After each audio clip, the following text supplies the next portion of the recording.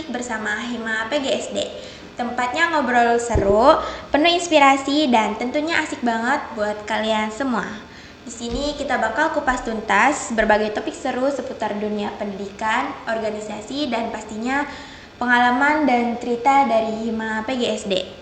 Jadi siap-siap ya, karena di setiap episode bakal ada obrolan ringan tapi berbobot, pengalaman inspiratif dan insight keren yang sayang banget kalau dilewatkan. Langsung aja yuk kita mulai episode kali ini. Selamat mendengarkan. Baik teman-teman semuanya, seperti yang sudah kita ketahui, hari ini kita kedatangan tamu spesial yang akan berbagi banyak hal dengan kita semua. Beliau sudah menempuh perjalanan setelah menyandang gelar SPD dan pastinya punya pengalaman dan cerita yang bisa jadi inspirasi buat kita semua. Nah, topik kita hari ini adalah Life After SPD, sebuah tema yang dekat sekali dengan kita sebagai mahasiswa pendidikan karena cepat atau lambat kita pasti juga akan berada di fase itu. Jadi, mari kita sama-sama simak, belajar dan berdiskusi supaya kita punya gambaran yang lebih jelas tentang langkah-langkah yang bisa kita ambil setelah lulus nanti.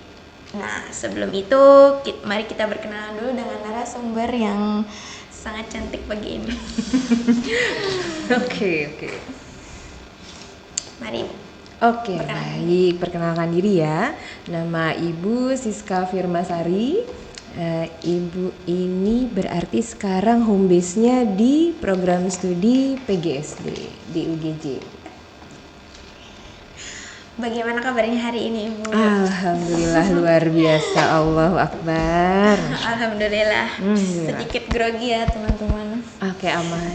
Karena pertama kali podcast bersama dosen. Oke, Bu. Di sini kita mau tanya-tanya tentang seputar life after SPD nanti. Nah, waktu Ibu setelah lulus waktu itu, apa sih hal pertama yang terlintas di pikiran Ibu? Oke, siap, ready. SPD ya. SPD itu saya peroleh sebetulnya seperti ini. Saya S1-nya bukan dari pendidikan. Saya sarjananya sains, jadi SSI begitu ya. Itu di tahun 2006. Masya Allah ya, lama banget ya. 2006, Masya Allah. Teman-teman sudah sampai mana waktu itu ya? Baru lahir. Saya di 2006 teman-teman. Oke, saat itu yang terfikirkan oleh saya bahkan sebelum lulus ya, sebelum lulus dalam artian wisuda. Kalau kita kan wisuda itu berarti resmi gitu ya lulusnya. Ibu itu setelah ujian sidang ya, waktu itu langsung apply lamaran karena terfikirkan yang pertama kali adalah ingin cepat kerja gitu ya, apply lamaran. Alhamdulillah diterima. Saat itu hanya memang bukan di dunia pendidikan karena kan S1-nya bukan itu. Seiring berjalannya waktu dan ternyata yang terfikirkan setelah beberapa kali atau beberapa tahun ya menempuh pekerjaan di luar dunia pendidikan, ternyata yang terfikirkan adalah bahwa perempuan itu ternyata lebih nyaman ketika bekerja di dunia pendidikan. Ternyata seperti itu. Yang ibu pikirkan setelah itu, ya sudah, ibu mau melanjutkan nih pendidikan lagi, tapi ingin masuk ke dunia pendidikan. Jadi menempuh masternya di master pendidikan. Jadi BMPD ini. Lanjut setelah itu doktornya juga di dunia pendidikan. Akhirnya ternyata setelah master diperoleh, dunia pendidikan itu luar biasa gitu ya. Terutama untuk ibu yang perempuan ini waktu lebih fleksibel begitu dibandingkan yang sebelumnya pengalaman bekerja yang ternyata di luar dunia pendidikan menghabiskan waktu yang luar biasa. Bahkan kalau bisa itu 7/24 itu lebih dari itu begitu ya, kalau ada lagi tambahan hari dan tambahan jam gitu ya teman-teman ya. Dan ternyata setelah melebur ke dunia pendidikan setelah mengintegrasikan diri, masya Allah sekali.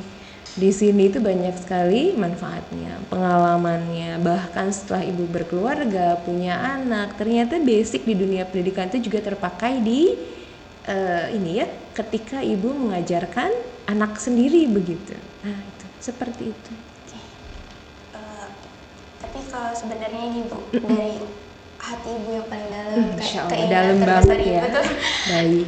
sebenarnya cita-cita ibu itu mau jadi apa? Apa emang sudah dari dulu pengen jadi guru atau apa? Nah itu dia.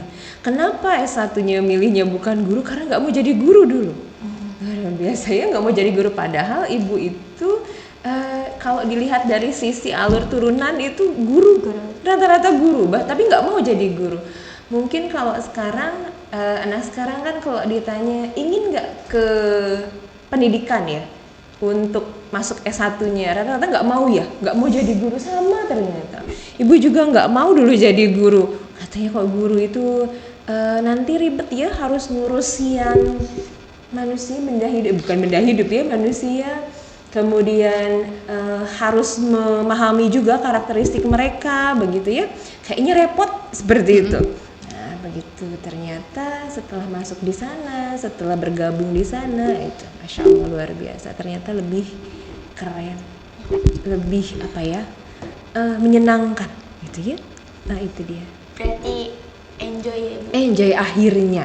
Iya, awalnya memang iya tidak ingin gitu ya, tapi setelah bergabung tadi, menjalani pekerjaan beberapa tahun di luar dunia pendidikan, kok lelahnya berbeda begitu. Setelah akhirnya memutuskan untuk bergabung gitu. Berarti sama sih, aku juga nggak mau Oh, gitu jadi ya? guru tadinya. Iya, apalagi sekarang ya. Sekarang itu katanya kalau guru yang dilihat pertama kali apa? Gajinya kecil katanya gitu ya, tunjangannya kecil dan sebagainya. Tapi terutama untuk perempuan itu luar biasa. Apalagi di sana ada amanah yang harus dipegang. Kemudian ternyata dunia pendidikan, apalagi kalau jadi guru, itu nggak ngebosenin loh sebenarnya. Iya kan? Hari-hari berinteraksi dengan siswa, apalagi teman-teman dari PGSD. Usia SD itu usia yang menyenangkan kalau untuk berinteraksi, ya berkomunikasi begitu. Asik sih, jadi kalau misalnya kita dari rumah misal lagi kesel atau nggak mood untuk memulai aktivitas, tapi pas nyampe sekolah nanti ketemu anak-anak yang ceria. Betul. Nanti Yasmin merasakan, insya Allah. Ya, Kok ibu tahu sih nama aku? orang aja ya. Oke, siap. Kaget. Langsung hafal gitu. Oke, Bu. Kalau untuk tantangan terbesar masuk dunia kerja setelah lulus SPD, khususnya pas banget baru lulus tuh Ibu. Oke, pas banget baru lulus ya tantangannya. Itu masya Allah sekali sebetulnya. Ternyata dunia kita, dunia sekolah, dunia kuliah itu berbeda. Di situ teratur sekali ya. Dunia kerja itu luar biasa berbedanya. Teman-teman lingkup sosialisasi masih nyaman begitu. Tapi kalau dunia kerja lingkup sosialisasinya juga berbeda. Persaingannya, tantangannya itu luar biasa. Sudah real life-nya itu setelah lulus kuliah. Nah itu real life. Itu betul-betul hidup yang sebenarnya itu ada di sana sebenarnya. Kalau dulu temenan ya berteman, sahabat-sahabatan dalam arti real yang sesungguhnya, tapi kalau nanti di dunia kerja akan jadi semua itu berbeda. Teman, it's teman, tapi tidak boleh mengungkapkan misalnya hal-hal yang seharusnya itu jadi privacy, kemudian tekanan yang luar biasa. Nah itu dari atasan, pressure-nya itu, nah itu harus bisa langsung diatasi secara psikologis juga gitu, harus sudah siap. Nah tapi insya Allah sih bisa. Dengan seiring berjalannya waktu, pengalaman, insya Allah semuanya teratasi. Kalau kita ikhlas dan enjoy menjalaninya ya. Siap. Nah itu dia intinya, harus ikhlas. Enjoy juga sangat perlu. Apalagi kalau di dunia pendidikan, jadi guru dengan siswa enjoy banget. Tapi kalau misalkan yang kerjanya hanya terpaku pada monitor, layar handphone, layar laptop misalnya, itu kayaknya banyak bosennya ya. Nah, bersyukurlah jadi guru. Ke pressure ya Bu. Betul. Soalnya sepengalaman aku juga kalau misal kan awalnya gak mau masuk PGSD, tapi semenjak dijalani kalau misalnya emang kitanya ikhlas sama enjoy sih kayak apa sih, kayak meluncur aja gitu loh. kayak jalan gitu, nggak yang kalau misalnya kita gak mau gitu kayak gimana gitu ngejalaninnya juga kayak berat banget. Awalnya mungkin terpaksa ya. Iya. Oke, dipilihkan orang tua atau bagaimana? Jadi ibu yang tanya nih kebalikan ya. Sharing session ya. Oh, oke, siap, boleh. Jadi awalnya gimana? Aku disuruh sih. Oke, itu kan permintaan orang tua ya. Kalau dari awal keinginan pribadi? Aku pengen masuk fisip. Oke. Nah itu dia.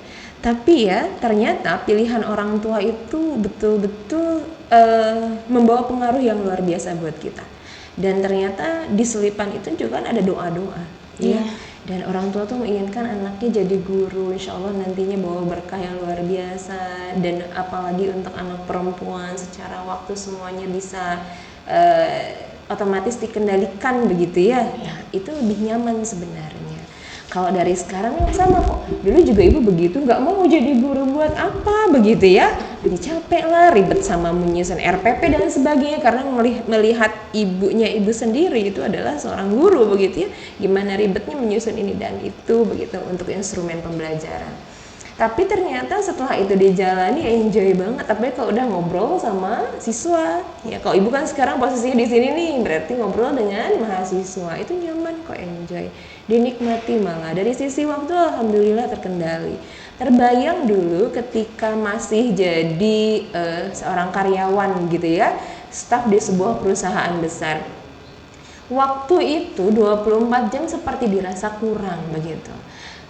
Pagi datang terus kemudian sampai sore, tapi itu pun masih ada yang harus dikerjakan gitu ya setelah pulang dari kantor begitu. Dan itu dijalani ya lumayan lelah juga, tidak ada diskusi hanya dengan komputer begitu kan, paling dengan rekan kerja. Tapi ternyata enjoy-nya berbeda. Mungkin hatinya betul ya, kode orang tua udah kenapa nggak jadi guru aja. Saya memaksa untuk tidak. Akhirnya ternyata setelah lulus malah kembali ke jadi guru juga begitu ya. Itu doa orang tua gitu ya. Nah kalau misalnya skill yang dipelajari di kampus apa cukup untuk dunia kerja, apa justru kita harus belajar hal baru? Oke, siap. Kalau di kampus memang menyediakan banyak teori ya teman-teman yang nantinya juga bisa digunakan. Tapi juga di kampus kita ini terutama ya di FPS UGJ ini, di prodi PGSD-nya begitu kan, kita juga menyediakan pengalaman-pengalaman yang teman-teman bisa mempraktekkan teori-teori tersebut. Di antaranya kan ada PPL ya, PLP kalau sekarang ya, ada PLP, ada praktek pengalaman baik PLP 1 maupun PLP 2 begitu. Teman-teman bisa mengetahui nih kok di lapangan itu sesuai nggak sih dengan teori yang diberikan selama dari semester 1 sampai 6 gitu kan. Itu nanti PLP 2 di semester 6, praktek ngajar secara langsung walaupun itu masih dibimbing gitu ya oleh guru. Nah ternyata itu tidak hanya sekedar teori, ada prakteknya. Tapi nanti untuk nextnya ketika dibutuhkan pada saat lulus, memang pengalaman itu yang sebenarnya nantinya akan jalan gitu ya. Teman-teman akan mengetahui lebih banyak dari sana. Begitu. Baik. Kalau misal untuk cara belajar dan waktu persiapan untuk tes PPG, PPG ya. Oke, bicara PPG ya. Kebetulan sekarang ibu kan sedang diamanahkan nih jadi kaprodi PPG, pendidikan profesi guru. Walaupun sebetulnya untuk berkecimpung di PPG itu sudah ibu lakukan semenjak 2018. Jadi ibu ikut membangun PPG ini sampai akhirnya terlaksana di UGJ begitu teman-teman. Jadi PPG ini sebenarnya untuk guru dan calon guru begitu ya. Ada untuk guru sudah mengajar dan untuk yang calon guru yang belum mengajar diberi kesempatan memperoleh sertifikat pendidik.